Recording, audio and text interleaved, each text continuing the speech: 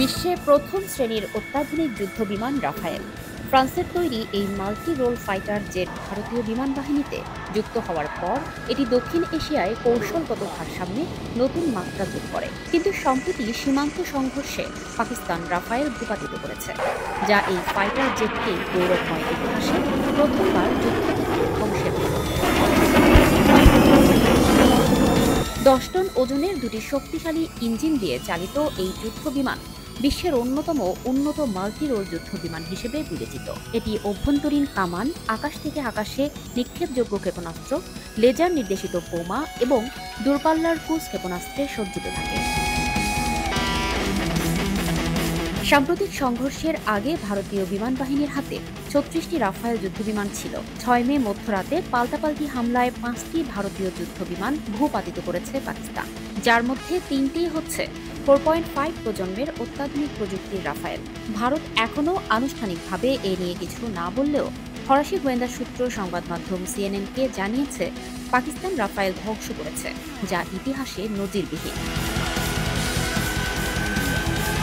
জানা গেছে, পাকিস্তানের আকাশ প্রতিরক্ষা ব্যবস্থা একাধিক উচ্চ ক্ষমতা সম্পন্ন ক্ষেপণাস্ত্র এবং রাডার দিয়ে সজ্জিত, যা উচ্চ আকাশে এবং দূরপাল্লায় প্রতিপক্ষের বিমানের গতিবিধি শনাক্ত ও ধ্বংস করতে সক্ষম। রাফায়েলে অতি উচ্চ গতি, কৌশল এবং প্রতিরক্ষামূলক প্রযুক্তি থাকা সত্ত্বেও পাকিস্তান তা ভূপাতিত করে তাদের প্রযুক্তিগত সক্ষমতা দেখিয়েছে।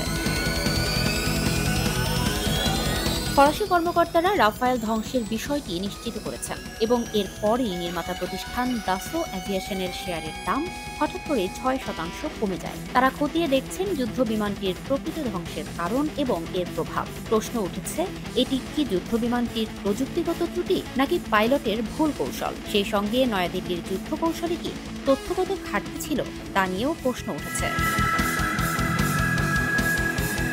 প্রতিরক্ষা বিশ্লেষকরা বলছেন, এটি পাকিস্তানের ইলেকট্রনিক ওয়ারফেয়ারের জয়ের নমুনা এবং রাফায়েল ব্যবহারে ভারত যথাযথ কৌশল প্রয়োগে ব্যর্থ হয়েছে।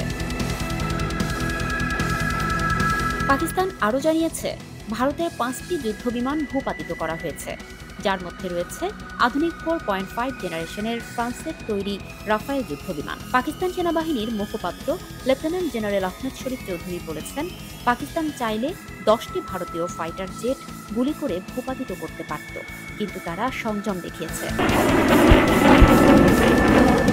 পাকিস্তানি বিমান বাহিনী বলছে, তারা এই কৃতিত্ব অর্জন করেছে তাদের অত্যাধুনিক J-10C এবং JF-17 যুদ্ধবিমান খোয়ানো ছাড়াই। অর্থাৎ ভারতের যুদ্ধবিমান ধ্বংসের সময় চীনের তৈরি বিশেষ প্রযুক্তির এই পাকিস্তানি যুদ্ধবিমান ক্ষতিগ্রস্ত হয়নি। ভারতীয় সংবাদ মাধ্যমে এই ক্ষতির কথা উল্লেখ করা হয়নি। এমনকি দ্য হিন্দু প্রথমে 3টি যুদ্ধবিমান ভূপাতিত হওয়ার খবর দিলেও পরে তা সরিয়ে ফেলে। একজন মার্কিন বিশ্লেষক সিএনএনকে বলেছেন, যদি রাফায়েল যুদ্ধবিমান গুলি করে নামানো হয়ে থাকে তবে তা ভারতের জন্য বড় ধাক্কা এবং সামরিক সক্ষমতার প্রতি লজ্জা।